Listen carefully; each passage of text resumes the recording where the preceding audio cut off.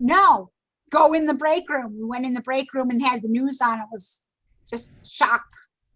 I picked up my wife from the airport on the 10th, and she was going to tell me she wanted a divorce on the 11th. She waited a week. Yeah, I was in the Pentagon, so it's a real thing for me that way, you know. Yeah, I was actually in Phoenix and didn't hear about an hour, but had been tracking somebody that was in New York City and was on the way to the Towers area when he got pulled out of the taxi and he dropped his laptop in the taxi and we didn't have any contact for 3 days. Scared the crap out of all of us.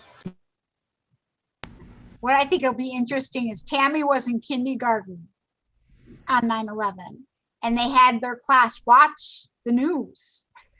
And, of course, when she got home, we had to explain it to her. And even things like the difference between Washington State, where they knew their uncle was in the military because he was from Whidbey Island, and Washington, D.C., 5 years old, they don't always know the difference with that. And, but to see how Tammy tells her kindergartners next year about it.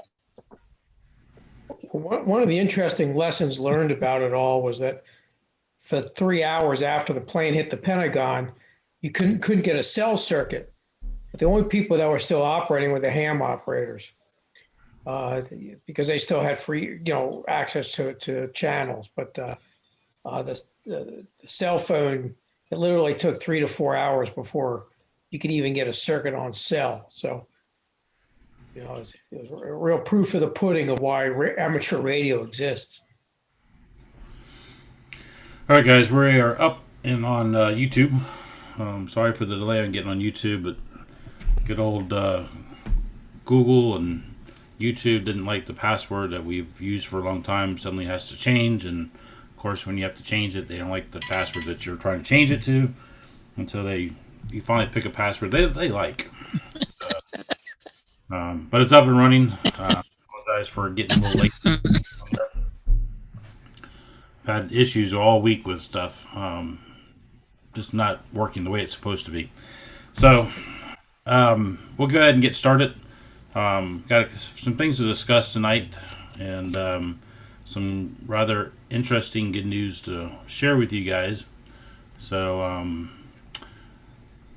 I'll start off with the good news first. Let's put everybody in a good mood. Effective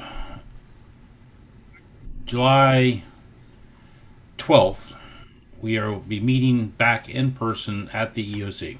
Yay! So we'll get started back at the EOC again. I just want to remind everybody, because I know it's been at least 15 months now since we probably met as a group for ARES. The EOC is a secured facility. There is a gate that you have to be allowed through.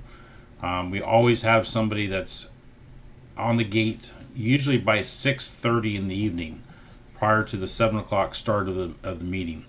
If you get there before somebody is on the gate, and when you turn down Amory Court, just look at the gate and see if you see somebody standing there. If you don't, then pull off to the side of the road, way before the gate, and wait until somebody gets out there. Because the sheriff department likes to, well, I should say likes to, but they do get called when they see vehicles just hanging around the gate, because there's also a shift change going on at the 911 center. So when you're standing there at the gate waiting for somebody to open it, 911 operators can't get through the gate to sit there and go to work. So it's important that you just wait until somebody's out there. Either myself, it could be Michael, it could be Rick, it could be somebody out there. Okay, and we'll stand out there and let you in when you approach the gate and stuff. So that's the most important thing. Nobody wants to sit there and take the time of law enforcement or sheriff department being pulled away from other calls. They're more important than worrying about who's at the gate. Okay, so I just want to remind everybody about that, and of course I'll be reminding everybody about that next month also. So the good news is everything's starting to get back to normal. The only bad news I have right now, comm center, The comm center is still kind of off limits. It's still under construction. There's a lot of stuff going on around there. So for those of you guys who have badge access, try to avoid daytime, after 7 a.m. in the morning until after 5:30 in the evening, because they are running behind on trying to get that project done because of the issues that they ran into. Michael and I did drive by the comm center when we left Costco the other day, and he noticed that they were up on lifts around the building. Looks like they finally got the supplies and the things they're waiting for to get the project going. So hopefully it won't take as too long, but I'm sure because they've already got this delay, it's going to be a little longer than they originally anticipated, which was being done by August. So with that, hurricane season just started a few days ago officially, and of course, there's always things brewing out there in the tropics. They do know that we do need to have that room if we get an activation and stuff. One of the first things we're probably going to do is work on getting our HF set up in the EOC again, and making sure that we're ready to roll in case there is an activation. We can operate out of the EOC if need be too. With that, I know that one of the other things that we talked about, I talked to John Mulhall on Friday kind of extensively about some stuff. And one of the things that he's going to work on is getting us some weather radios. For those of you guys who don't have weather radios, we can get you a weather radio. So with our storm season coming up, you can at least have the weather radio with or at your house and activate it. Some of you guys have had weather radios for quite some time, and they don't last forever. You have to replace them from time to time. We should have some weather radios available also for those who need to get them replaced and stuff. So look forward to that, possibly as early as July meeting. He was talking about getting that over to us quickly, so I just know he gets tied up with different projects. Hey, Tom. Oh, never mind. Hey, Jerry. So those are the kind of good things we have right now. We do hope that the comm center construction is done, shortly after August or so, and then we can get back into having our fun days on the last Saturday of the month. It's been a long time since we've been able to get together for those. We might try to schedule a few fun days at the EOC, scheduling permitted, because you got to remember. How do I get my speaker back here? Jerry, I'm going to mute you for a second here. I want to try to get some scheduled fun days at the EOC, but because the county just opened up, everybody's trying to schedule meetings now, that in-person meetings, and so we are booked in for the second Monday of the month for at least the time being. We might even do staff meetings there. I'm not sure. We'll just have to wait and see what happens. So that's the good news. Definitely a change, welcome change. For those of you guys who like to go to Sunny's ahead of time, we could start meeting at Sunny's again for dinner and before we go to the meeting. So look forward to that starting next month in July. Right now, in fact, he was kind of glad I didn't ask to use it tonight, because he says that because of opening up, they've been doing firefighter recruitment orientation stuff during the day in the EOC, and he says it's been crazy around there, and he was hoping maybe we could wait till July, and I said that wasn't going to be a problem. It was kind of late to get the word out to everybody that it changed suddenly to tonight, and with the weather the way it is, it's probably better off we weren't meeting in person, so somebody's going to get soaked at the gate. So let me go around real quick, and we'll talk about some other things. But Michael, I think you might have some things you want to discuss real quick about Hamcation in reference to your needs again.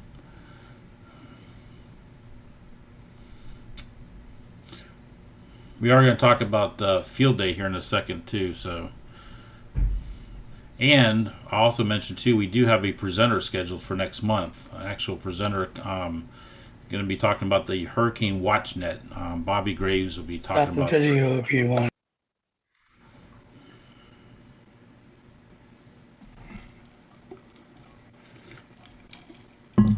Caught Michael off guard.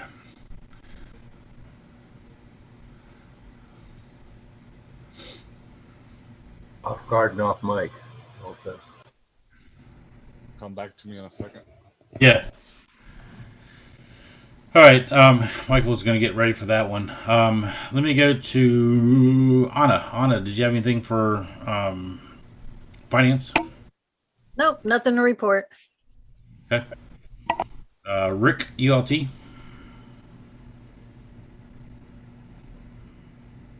It caught me by surprise. No, just the WinLink stations are down. I'll take a look at those in the morning and see what it is. I wonder if there was a power surge or something today at the. That was what I was thinking, but I don't know. The Vera station was the first one down, and the 07 was working. When I checked it this morning, Art told me it was down. The 07 was down. I just checked it again, and yes, it's down. So They both use the same computer? yeah, they do. That's not the computer. Okay. Can I borrow that computer from you? I do. Yeah. I would like to try that. We just got to figure out how to get it to you because well, how soon do you want it? Anytime next few. Well, it'll depend on when I go over there in the morning to see what the current computer is like. The only reason I'm asking is I guess I could plan on going to the EOC sometime this week and just leave it there. That'll be fine. Okay. Whenever you get a chance, just drop me a note or text or give me a call and let me know it's there. All right. I'll load the I'll do that. software on it. Thanks. I'll do that. Thank you. Hey, Rick. Rick, were you around for the lightning or close call today? Yeah. My wife said it looked like it hit the lake behind us. But it was looking in your direction. Are you okay? Oh, yeah, just fine. But since it's between us and the comm center, I'm wondering if that may have taken it out.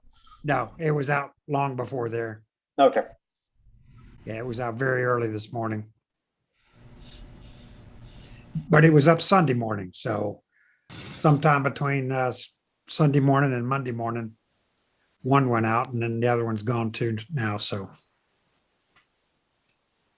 never a dull moment.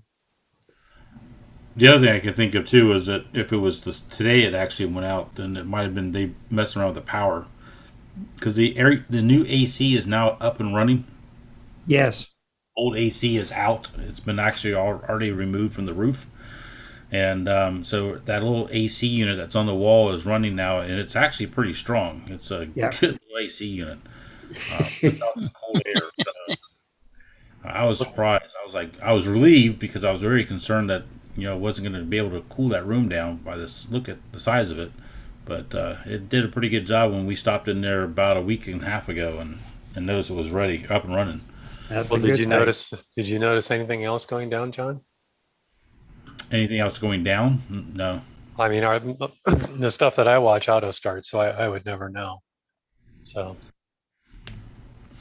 the stuff that I'm looking at is running. As far as we could tell when we were there a week and a half ago, everything was up and running as far as the WinLinks, which there was no issue reported before this. So it was running Thursday night, so it's past Thursday night. Yep. All right. So anything else, Rick? No, sir. Thank you. Okay. Dean? Well, I do have something to talk about briefly tonight. I guess about 10 days ago now, James and I had a chance to go over to the facility near Highway 50 in Bumby, where we have a mesh node co-located with some OARC equipment, and did a few things while we were up there, but the primary thing was to change that mesh node that's on 2.4 gigahertz, change it from broadband HamNet over to the AREDN, or ARDN, as some people call it, system. So it's no longer compatible with broadband HamNet, but it is running ARDN. And It's now been moved down to what we call the -2 channel in the 2.4 gigahertz area. So it's no longer competing with consumer Wi-Fi. That's a good thing. Because with broadband hamnet, you're stuck with Wi-Fi channel 1. And there's just, so much of that here in the metro area that we were seeing a lot of competition between our mesh nodes and everything else. Also changed the bandwidth on it. The default bandwidth on these nodes is typically 20 megahertz. And we scaled that down to 10 megahertz, which gives us a little better spectral efficiency. So at least right here from my house, I'm seeing a little better signal level from that mesh node. So just want to make you guys aware of it. We still have a lot of work to do with building out mesh here in the metro area, but that's a start.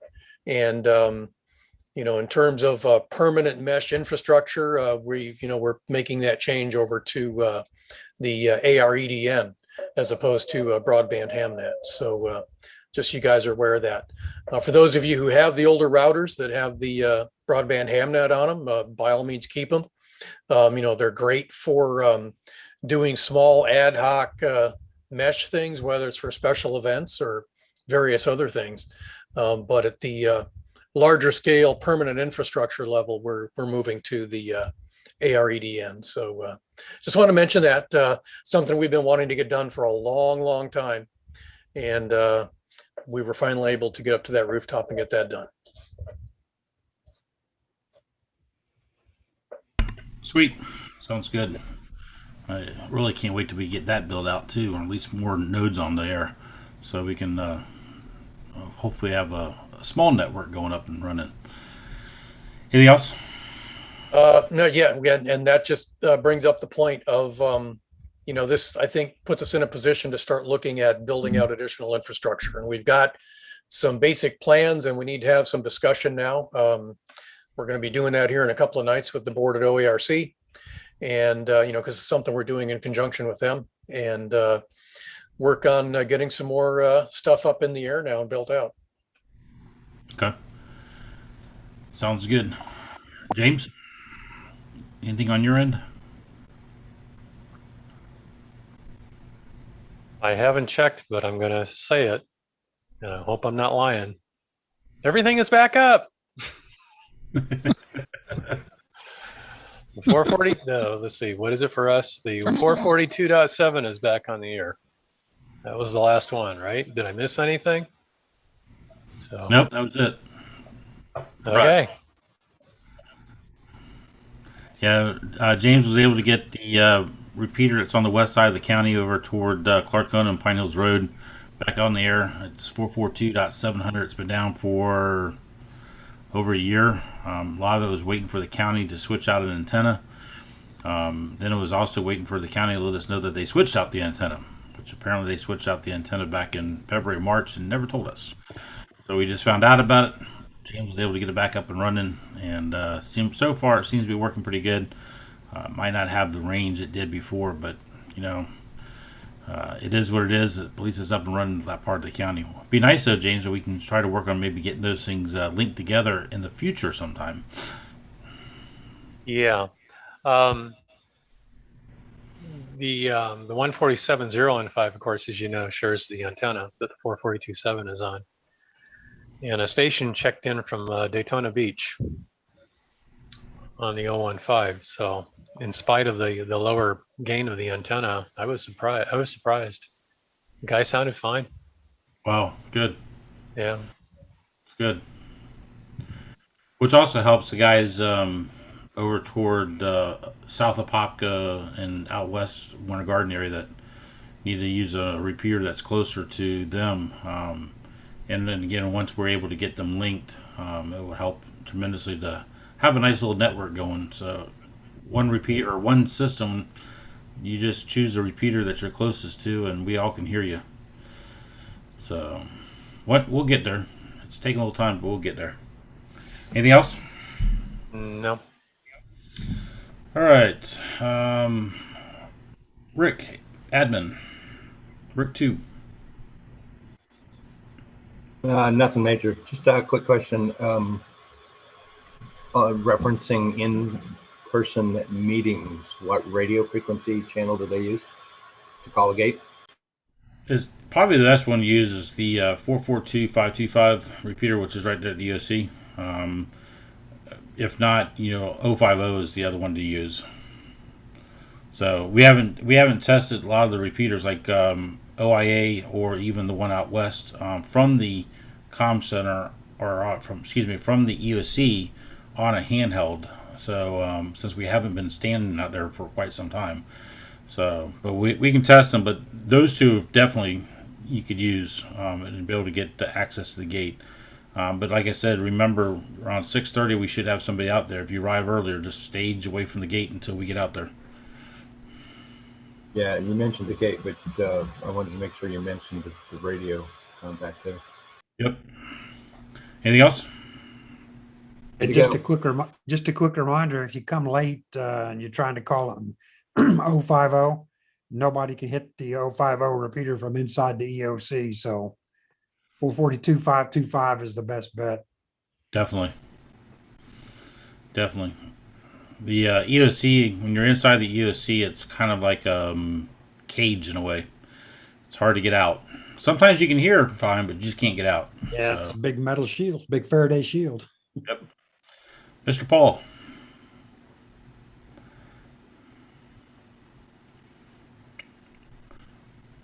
There's a mute button here somewhere. I did get over to the EOC the comm center to do the inventory. I did taking pictures of things. The place looks pretty interesting, a little different, but I haven't actually done anything with the inventory yet, but I'll get there. Okay. Sounds good. I know there is a we can inventory it as far as an asset that we can use, but it's not going to be an asset that we own. But we do have a new tower that we're going to be taking possession of from the county once we actually figure out exactly where we're going to put it. Which right now we're leaning toward maybe seeing if we can get it installed at the EOC and getting our antennas up a little higher at the EOC. So, but I'll get you that information. I haven't just doing an inventory. Huh? I was only doing the inventory of the computer equipment. All right. I'll make sure that gets on at least our asset inventory, something that we can use but not necessarily own. So, all right. Anything else? Yeah, that'll help. And if we can get it installed, that'd be great. Yeah. Cliff. Can I get a copy of that inventory for the database, please? Yeah, once he says when I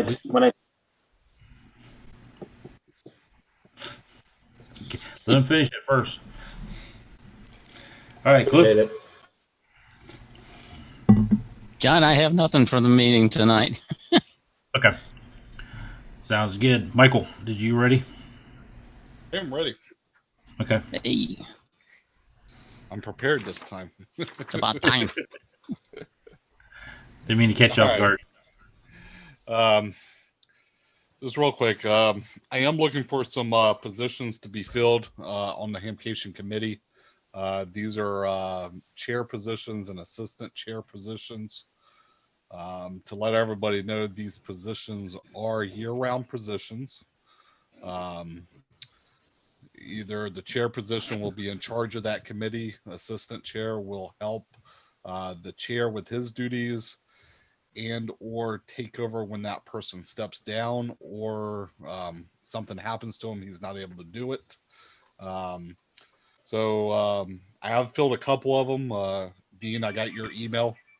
So that's good to see we filled that one. First one up is going to be publications. I'm looking for someone who can create Hamcation on-site flyers and program and any other publication needs. This person needs to know how to use computers, preferably like Illustrator, publishers, stuff like that to actually create these documents we need done. I am looking for a special event station chair. Basically, the special event station will be set up at Hamcation for visitors to come and play on the radio for the special event station. A lot of times we will get loaner radios from ICOM, Yaesu, Kenwood. Usually it's one of the newer radios that just come out.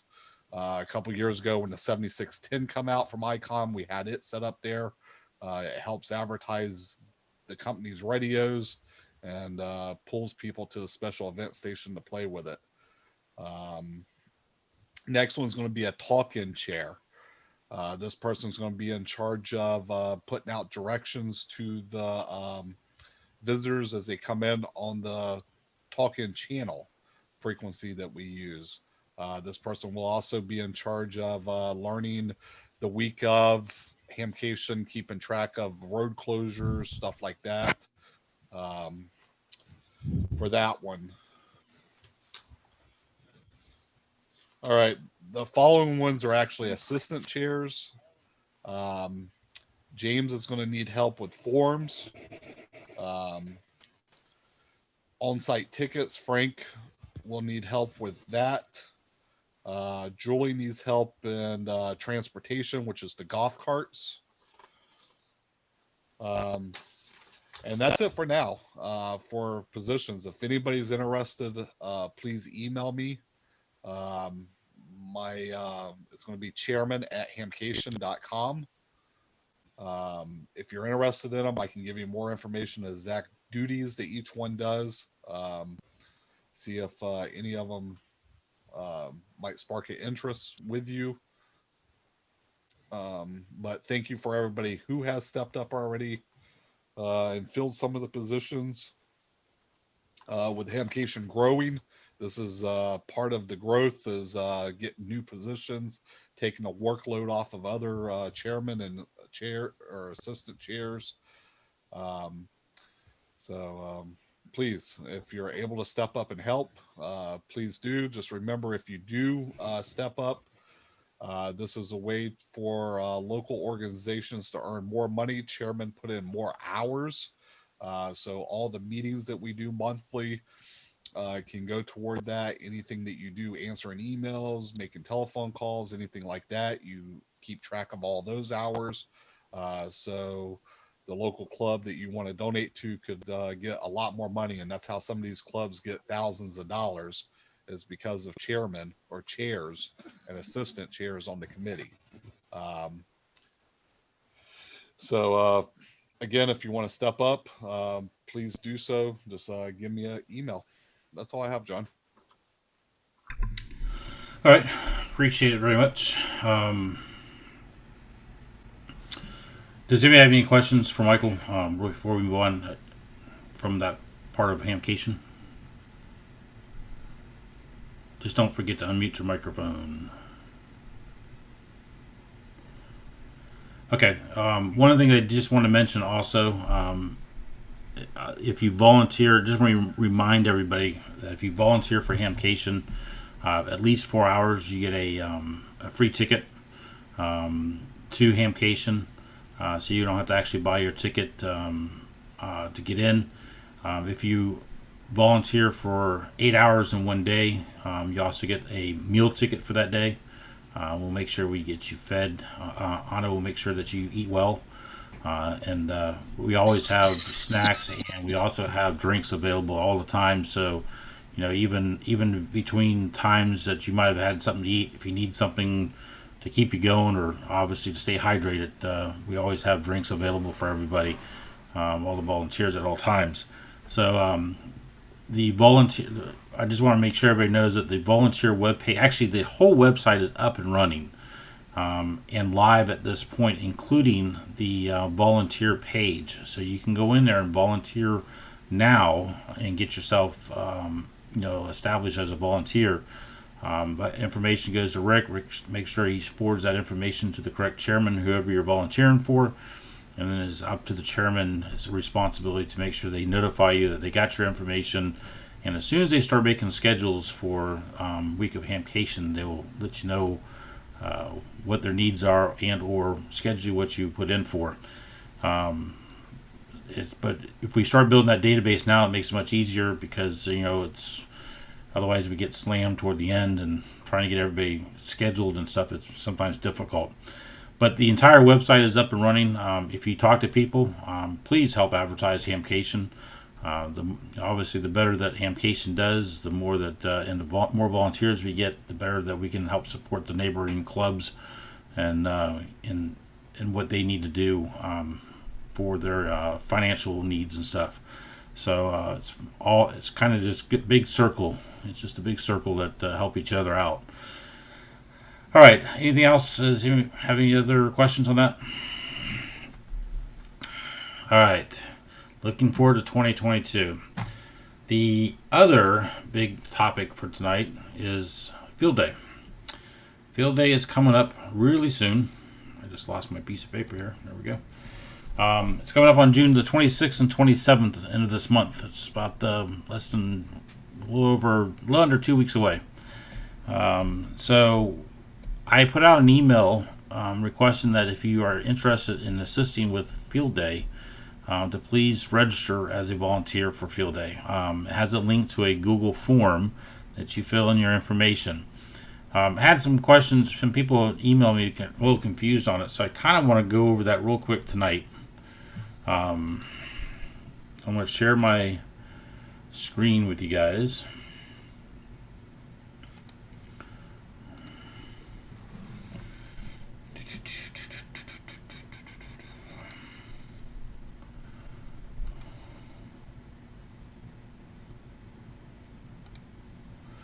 All right, so hopefully everybody can see the screen.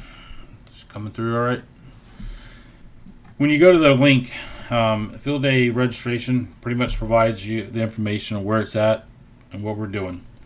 Obviously, we need your email address so we can communicate with you. Your name so we know who you are. Your phone number so that way if we can't reach you by email, we can at least get you by phone. Your call sign.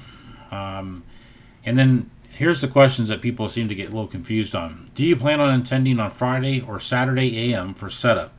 If so, once the start time is decided, which we will confirm the start time probably Wednesday night at the OERC board meeting, we will email you. We'll let everybody know what it is. So if you're planning on helping us set up on Friday or Saturday morning before Field Day officially starts, you want to click yes. If not, click no. So then the next question is, do you plan on attending on Saturday, Sunday to operate during Field Day? Please select a time slot you'll be able to be there. You may select as many time slots as you like. Hours are in 24-hour format. What should be most of everybody knows that Field Day doesn't officially start until 2 p.m. on Saturday afternoon. So we actually started at 1300. And the reason for that is that way everybody's there. We can go over any last minute things about what frequencies we're using or bands or what's not available, what we don't want to do. You know, we have about an hour there. We can sit there and go over everything with people and even show people on how to log, how to use the radios, whatever it needs to be done in that hour. So we did time slots basically from 1 o'clock to 4 o'clock on Saturday, then 4 o'clock to 7 o'clock on Saturday afternoon, evening. Then from 7 o'clock till 10 o'clock on Saturday evening or night. Then from 10 o'clock till 2 a.m. on Sunday. 2 a.m. to 6 a.m. on Sunday. And then 6 a.m. to 10 a.m. on Sunday. And then 10 a.m. to 2 p.m. on Sunday when Field Day officially ends. So that you just check off whatever ones you're able to be there for, or the ones you know. If you can't be there for all of them, that's fine. If you say I'm going to be there for 1 o'clock Saturday until 10 o'clock Saturday night, great. If you want to stay longer, that's fine. You can stay longer. We're just trying to get an idea of where people are going to be putting their time in, so we can try to make sure we have coverage for the entire 24-hour period. In the past couple of years, what we've done Field Day, we've had a great turnout for Friday for people helping to set up, a great turnout on Saturday morning to help finish with setup, and then all of a sudden when 2 o'clock gets there, it's almost like everybody crawls back into the woodwork and it's like, okay, there's nobody there to operate and stuff. We need the people there to be there. We need people to be available to operate. more so than ever, so we can at least keep those radios running. We're only going to have 3 stations. We're going to have a dedicated CW station, we'll have a dedicated phone station, and then we'll have a multi-purpose station of a GOTA station if we have some people there that wanted to do a GOTA voice/digital also. So those are the 3 stations that we're having. We're cutting it back this time because, one, obviously coming down to the end of this pandemic, we weren't 100% sure how many people are going to be there. And secondly, we want to make sure that we have the ability to keep all those stations covered for the 24-hour period, instead of having, like we've had in the past, 12 stations up and running at 2 o'clock, and by 4 o'clock, half of them only up and running and stuff. So we're trying to make sure that we have enough manpower to run those stations 24-hour period. If you don't know exactly when you're going to be there, that's fine. If you can just put a time slot down that you're pretty sure you'll be there for, and then if you can stay longer, that's fine too. I mean, we don't have any issues with people staying there longer or staying there all 24 hours if you want. I mean, that's up to you. More power to you if you do, but I know I could use a couple hours of sleep before being up that long. And then the last question is, do you plan on being there for teardown on Sunday? Now, let me explain the teardown and how we've done it in the past. The bands will start breaking down or stop being used throughout the day. As those bands become harder and harder to use, we will consolidate the stations. Being that we only have 3, it's not going to be as hard, but we'll still start consolidating stations and taking them off the air. So teardown could start as early as 10 o'clock in the morning, usually after breakfast. But we try to make sure that we watch the weather and make sure that everything's torn down before the afternoon thunderstorms hit, which sometimes can start early and then sometimes might get delayed until later in the afternoon. It all depends on what happens that weekend. But the last thing we want anybody doing, safety in mind, is be tearing down antennas and equipment in the middle of a thunderstorm. And we don't want to go putting that equipment back away in storage wet. So if at all possible, we try to get everything done before it even starts to rain. So we like to be done by 3 o'clock at all possible. So that way everybody can go on with their weekend and stuff.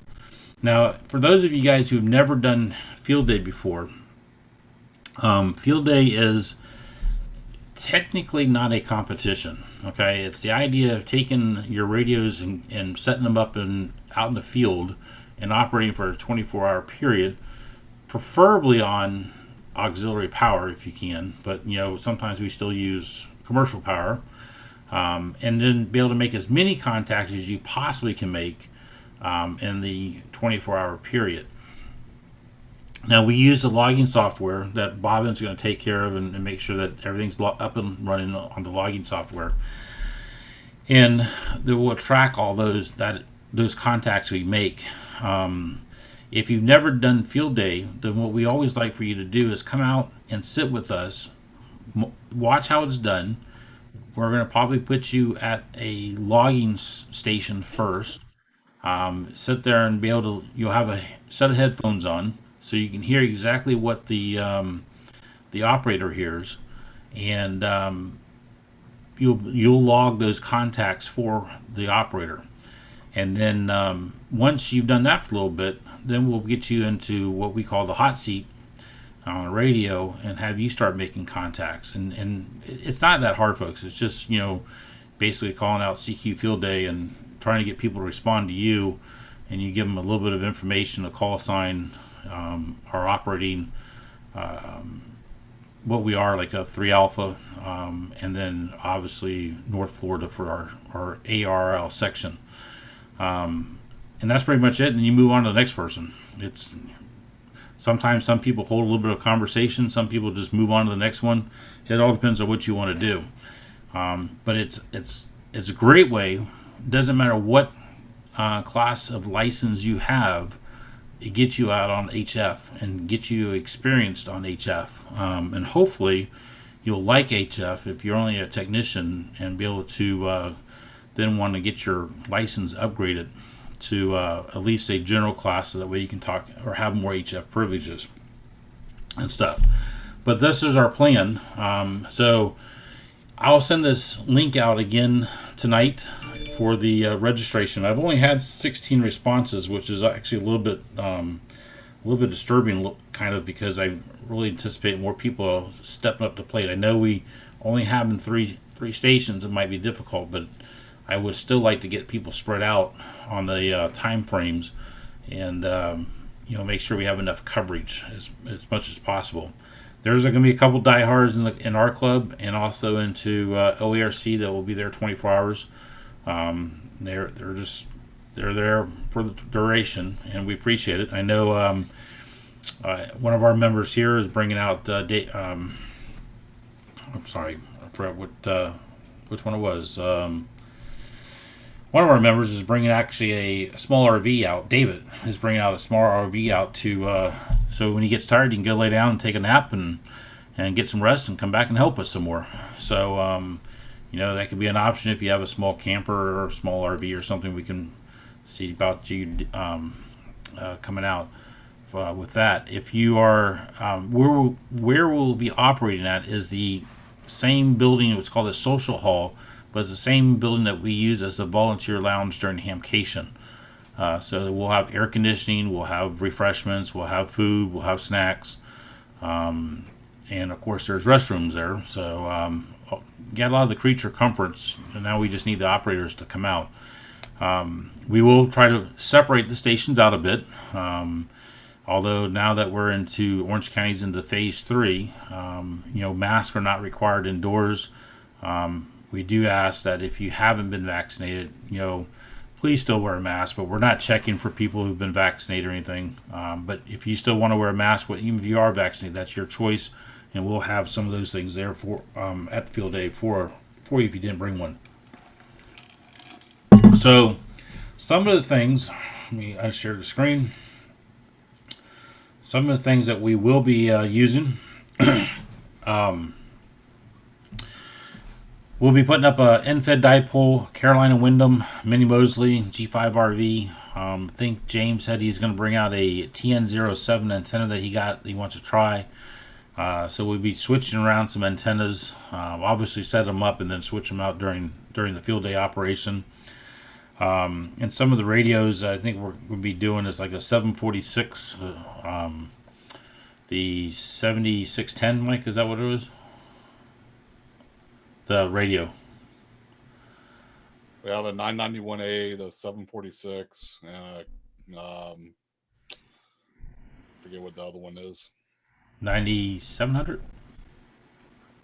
An FT 950, I think. 950. Yes, that's it. Question. Yes. In the emails, and I don't know if we responded yet, but they're both online right now, I believe. I know David was here. Yeah, he's on. And Stan is on here. They're offering their radios. We can do them. Obviously, if we got the antenna set up, we can switch out radios. That's not a problem. Okay. I just trying to think if David's going to be there a lot, and he said he has a 7100. I think he said 7300. I think. And Stan, I know, has a 991. He's also got another HF radio, but he didn't bring that up in the email. So just thoughts of minimizing the amount of equipment we got there. Well, I mean, I always try to plan that if nobody brings anything, that at least the clubs have covered. We have stations up and running. But if anybody brings anything and they want to test something, maybe somebody got an HF radio and they haven't had a chance to test it, and you want to bring it out to try it, bring it out to try it. Yeah, we can swap it out. So it's easy to switch out a radio and stuff. If you have an antenna or something, we just probably want to coordinate with Michael and James as far as switching out antennas or adding more antennas. I just got to make sure we have enough space. Now, the last time we checked, there was no other functions going on at the fairgrounds that weekend except for a private event going on out at the new pavilion. To our knowledge, there wasn't any concerts established or scheduled Nothing else going on in the other buildings around us. So we pretty much have that eastern side of the fairgrounds pretty much to ourselves, so we can help spread things out a little bit. Unlike 2 years ago when we did this, I think they had a couple other concerts going on or events going on in buildings, and we had to kind of stay within a certain amount of space without interfering with other operations. So, but again, bring out whatever you have. If you want to try something, bring it out and we'll get it hooked up. Trying to make this a fun event. We haven't gotten together in over a year, other than for our Christmas party back in December. And I think it's just time that everybody's ready to play radio again. So looking forward to it.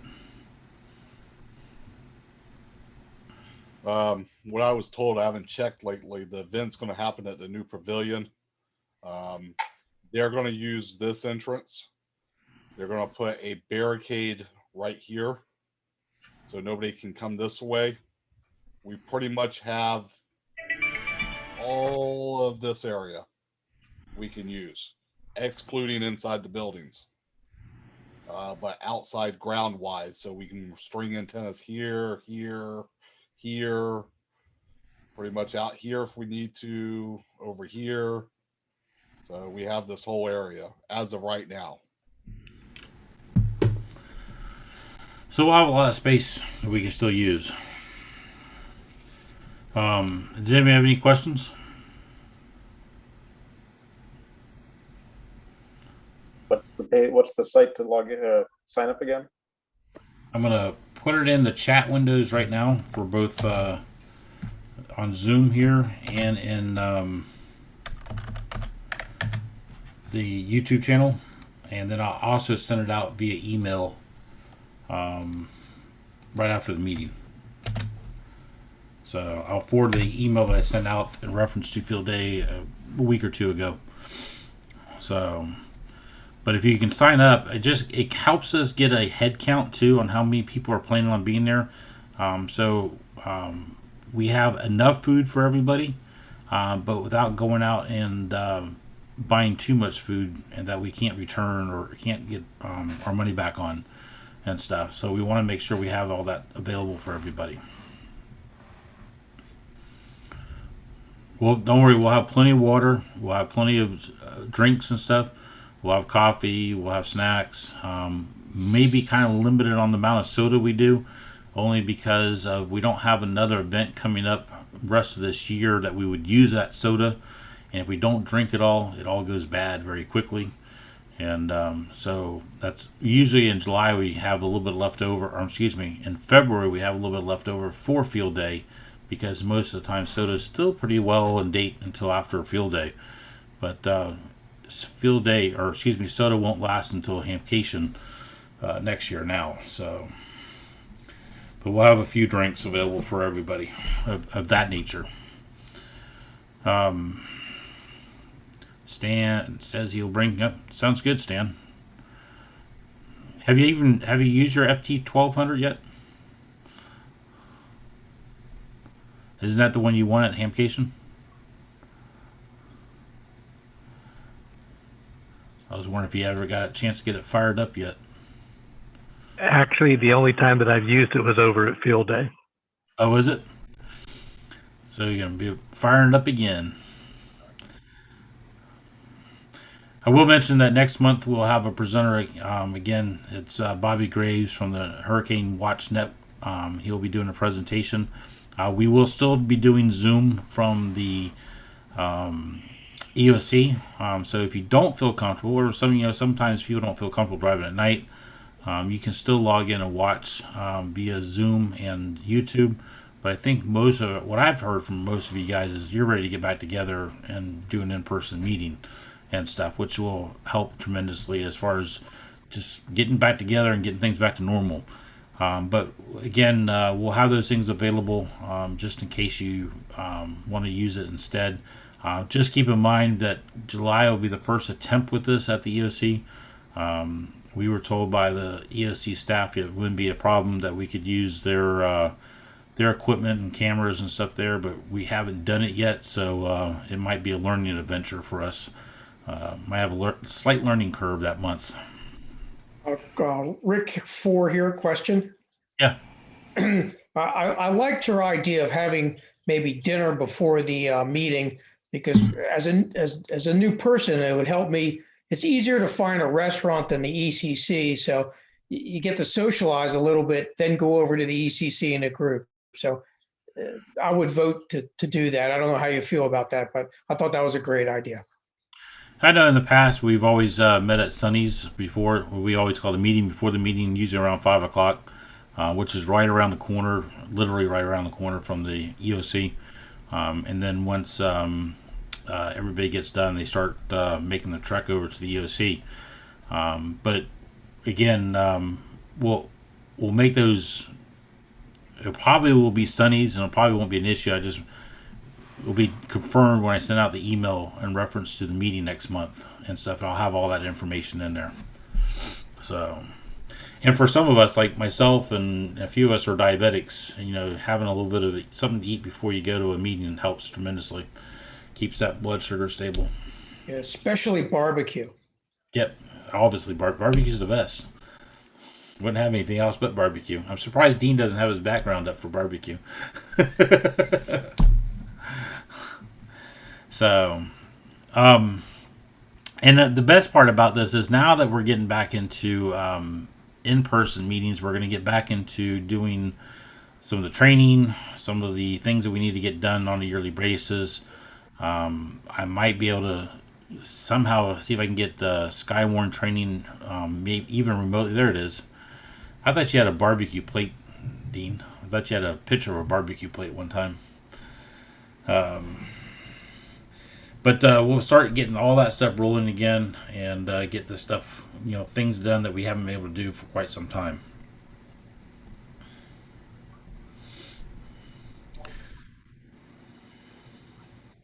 Anybody have any others? Any questions? Jerry, I see you're with us. You want to announce your meeting tomorrow night? Yeah, John, can you hear me? Yep, hear you good.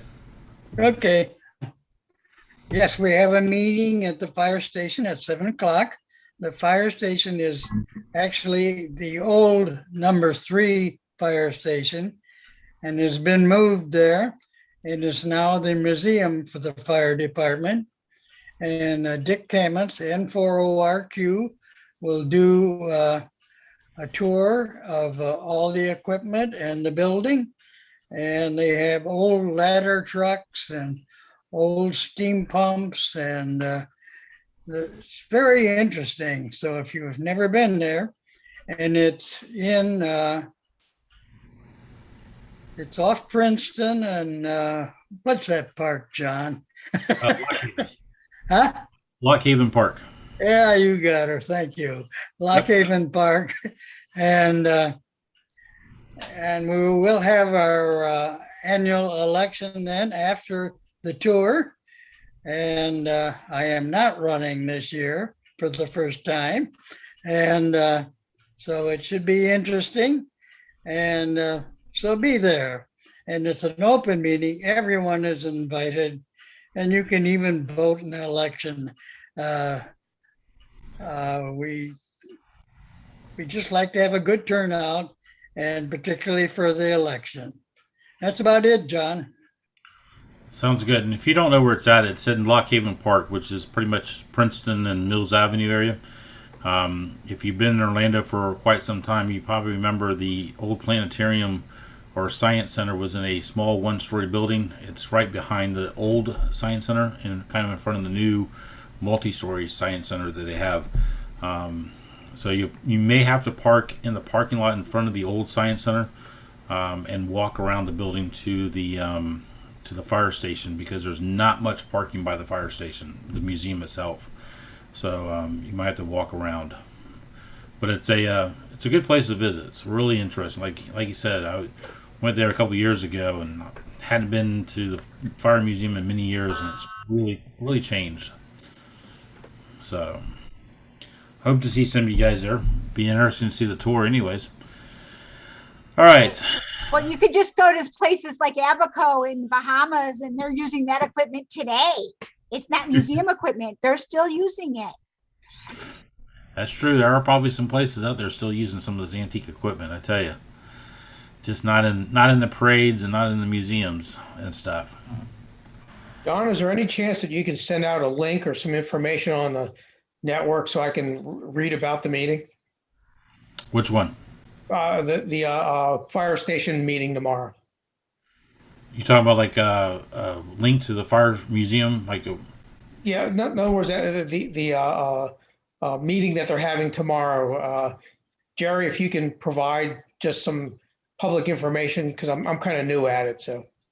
Well, actually, John's giving you the instructions to follow, and it's right there at Princeton and Mills, and it's off Princeton at the entrance, just before you get to Mills. You'll make a left into, and you will see the buildings there, and it's actually behind the new Science Center right there, but it's kind of buried by it. And all these buildings have kind of buried the fire museum.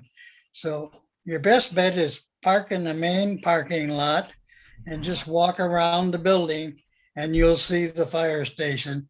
And it's beside the science building, well, actually behind it and behind all the other buildings. And it's a little tricky to find, but it's once you get there, you can't miss it. It looks like a fire station. It is an old fire station. Yeah, I'll take a radio. Geocaching. I'll take a radio, and I'll be on 443-050 for anybody that's trying to find it. It's in reference to the CERT Ham Radio Group's meetings, and that's what the meetings are a reference to. Generally, I think, Jerry, you usually start up in May. 7 o'clock. What? Yeah, you used to always start at May at the EOC, but this year, right. And of course, the Orlando Emergency Center is shut down for the virus and not open yet. So we're going to have it there at the fire station. And we're 1 month behind, but we are going to open it up there. That'll be our first meeting. And we just meet during the hurricane season. And that's the only time we're active. And this is the CERT Ham Radio Group. That answer your questions? Thank you. Thank you very much. What time? 7 o'clock. 7 o'clock. We'll be out of there by 9. Yeah, all the in-person meetings are starting back up. Not only is ours starting up in July, Orlando Amateur Radio Club is starting up again in July, the first Wednesday of the month. We'll be starting meeting at the Beardall Senior Center at 7:30, the first Wednesday of the month. Because we're now in phase 3, and as long as nothing changes between now and then, masks are not required. But if you still want to wear a mask, obviously you're more than welcome to. And we'll just follow those CDC guidelines. But the best part is that just getting back together again. I know that, just so you guys know, Mike and I will probably be doing a road tour here soon of a lot of these meetings. Now they're starting to meet in person again and promoting Hamcation. So I might need some help with the ones that fall on Thursday night, covering nets and stuff. I know Bob Nacero and Bob Cummings have been doing the Traders Net for me on Tuesday nights and stuff, but we need to start hitting these meetings and start getting volunteers set up for Hamcation. So I'll let you guys know when I need somebody to cover for me for the net. Pretty much that's all I have. Does anybody have any questions on field day? I mean, the whole idea is just get out there, get together, and have some fun for the weekend, and obviously be safe about it. So, unfortunately, we're not going to do Zoom for field day. It's one of those things you'll have to come out and join us to participate and enjoy it. So, Just real quick for everybody, we were talking about CERT. I posted some stuff in the chat here. One thing, Dick Canvas, which is on Zoom, is posting stuff, or on YouTube is posting stuff about it. So I'm copy and paste it in there. He said it was behind the Shakespeare Theater, which make it easier to find. And also, he says CERT assists the city of Orlando during hurricanes. Most members live in the city limits, but not all. That was just some of the information he was giving out, since he wasn't actually on here. He was on YouTube. And I'm glad he did, because I couldn't remember what it was called now, Shakespeare Theater. I remember it as being the old Science Center, because that's what it was. Yeah, it is Shakespeare now. I forgot myself. And I did post the actual address of it in there also. All right. Does anybody have anything they want to share?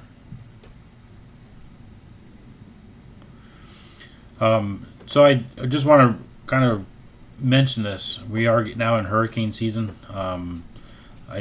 We haven't had a whole lot of presentations and stuff as far as on our side of ARES. That's really going to probably change going back into in person. We'll do presentations every month.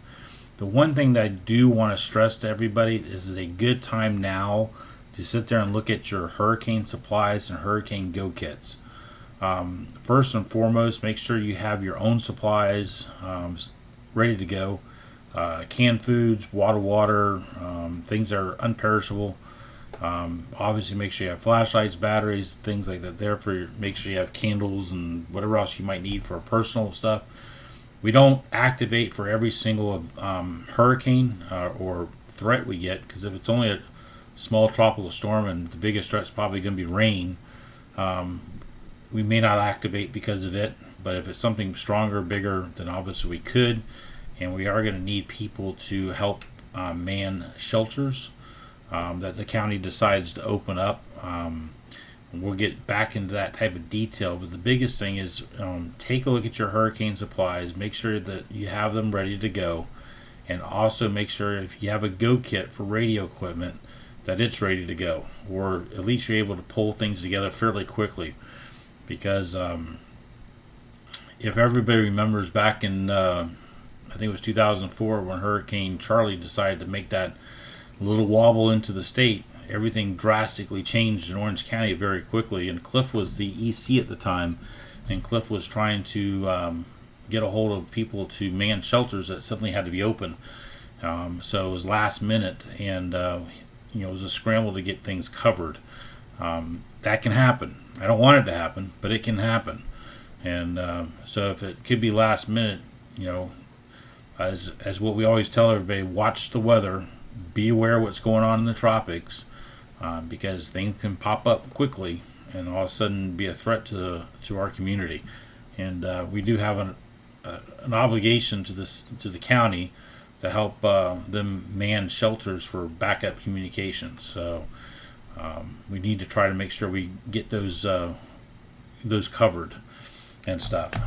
Shelter duty is not always the best. It's fun, but it's not always the best thing, because you kind of get stuck into a shelter for a minimum usually of 24 hours, sometimes longer, depending on how fast the system is moving. So it's best to be prepared.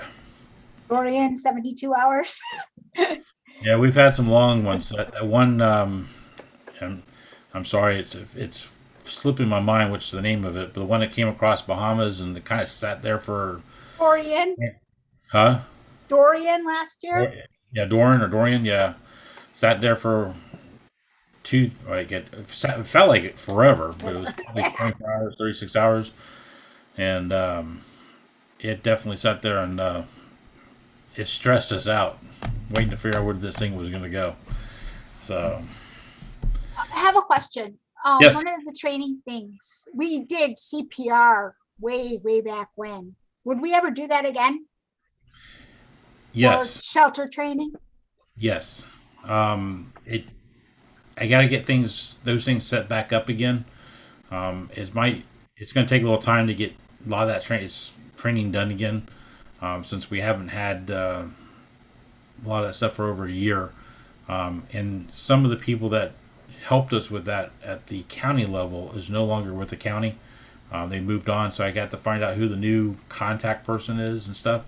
So that it's going to take a little time, but yes, we are going to go back into doing all that type of stuff again. And CPR's training is good for no matter if you're in shelter duty or not. It's good to have every day. Yeah. You never know when you're going to need it. So, John? yes. Yeah, Costco just sent out a flyer, and if you're looking for a generator, they got a 3-fuel generator on sale with electric start, starting shortly. Oh, a new sale or one that's already on sale? No, it'll be on sale in this month. They just sent the brochure out today. Okay. Yeah, but I think that's the Furman. It's a Furman generator. Yeah, that's it. That's it. Right. I have one of the smaller Furmans and works pretty well. Starts right up and seems to be pretty reliable. So I can plug one of the smaller ones.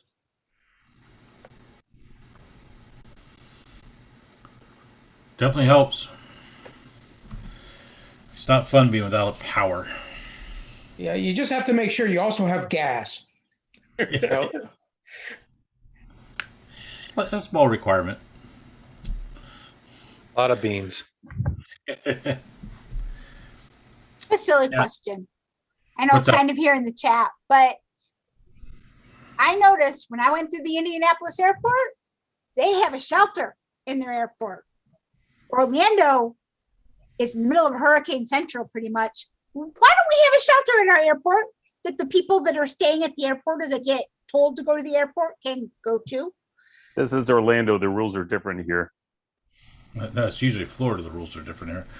Well, yes, speaking from the person who always gets the airport people dropped off and nobody knows about it. And so we have no supplies, we have no blankets, we have no nothing. I'm sure that they have something that they just don't advertise. I know when we travel up to Dayton Hamfest, we go to Cincinnati Airport. They have tornado shelters up there and stuff. Most of it's all underground, obviously. And it's designated, it's pretty well detailed. Hurricanes, I guess I could say hurricanes are slightly different because you know they're coming. You have usually ample enough time, and obviously the people at the airport will be able to direct them to where they need to go for anybody that's there. Whereas a tornado pops up pretty quickly, and you need to know that needs to be marked in advance so people can know where to go. Right, but what tends to happen is they close the airport, they throw everybody on a bus, and they just drive them to a shelter and they drop them off. Yeah.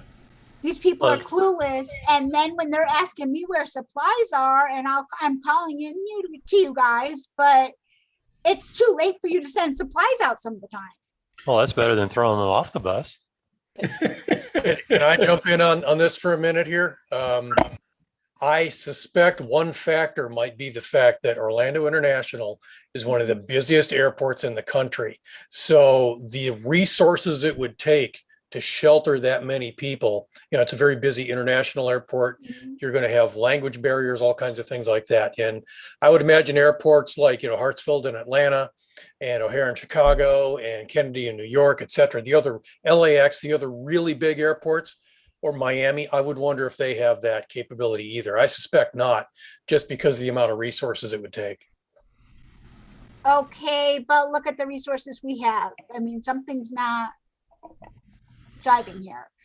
A lot of that's going to have to be prearranged between the airport and Orange County. Melissa. Part of it is the airport's run by the city and we're the county. So there needs to be some more communication between the whole family is a ham. She's the daughter. So. Yeah, I just wondering because that's a huge problem when it comes to the shelters on that side. I remember the instance where we get busloads of the people stranded from the airport and moving them over to the shelters. I do remember that happening. I'm hoping that maybe that's something that the county has taken up with the airport authority, and that they work out those issues in advance. But it might be they just don't know because they don't know how many people are going to be at the airport at the time and stuff. I do know that they try to start shutting things down early before the storm obviously hits, because it's hard for planes to land and take off during a storm. So, but there are always going to be some exceptions to that rule. So, but like Dean says, he's right. It's in a normal year, whenever we don't have a pandemic going on, OIA is a pretty bit. I think it's around the 11th busiest airport in the world now. Well, over Memorial Day, we had 2 million people go through airports, so it's getting up there again. Oh, I'm sure. That's only 20% less than 2019. Yeah, so last I heard, just before the pandemic hit, was Orlando's number 7. 7? I knew it's moving up there. So, and the worst part is they said it's going to take 5 years to recover from the pandemic, and I just don't see it taking that 5 years. So, I think it's going to be a lot sooner than they thought. Well, financially, yes, because even right now that the meetings are going on, your hotels aren't full up to full staff because they're doing great business right now on leisure side on the weekend, but they still don't have the groups during the week to bring all the employees back. That right No, now I get that. I'm just saying that as far as travelers, I think the amount of travelers going through the airport is going to increase dramatically back to pre-pandemic levels sooner than they think. Oh yeah, definitely. That one. And that's what they were talking about. They were basing it off of 9/11. After 9/11 happened, it took them like 5 years, 6 years to recover from it. I just don't see that happening this time. The only hang up is Europe. Well, they got to hold those variants down, so keep them under control. So, all right, guys, I don't have anything else. We more than welcome to sit around and chat. That's fine with me. I just want to make sure that we cover everything, got everybody's questions answered. I'm looking forward to field day. Again, just looking forward to seeing everybody. I'm looking forward to seeing everybody back at the EOC next month. It just feels good to knowing that the light at the end of the tunnel is finally here, and we're getting back to semi-normal. So I'm looking forward to it. But if anybody has questions, just let us know. We'll be here for a few minutes and be able to answer them. Anybody on YouTube have questions? We'll make sure we answer those too. I know Michael's been watching. I haven't had nothing yet. John? Yes. You sent out an email for the Tour de Cure and the Ride for Ronald. Are those definitely going this year? The Ride for Ronald is definitely going this year. At least as of this point. I sent out an email today so that way people can start registering for it. Tour de Cure, we haven't even started meeting as a committee yet for 2022, but all indications are yes, it is 100% a go for next year. I'm sure that if something happens, obviously things could change, but we're trying to look way past that and say yes, it is definitely going to happen.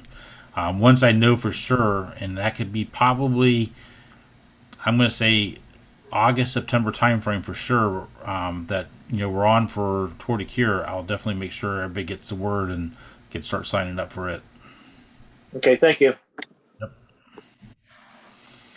I anticipate that we'll probably start meeting as a committee again, probably, if not July, 1st of August.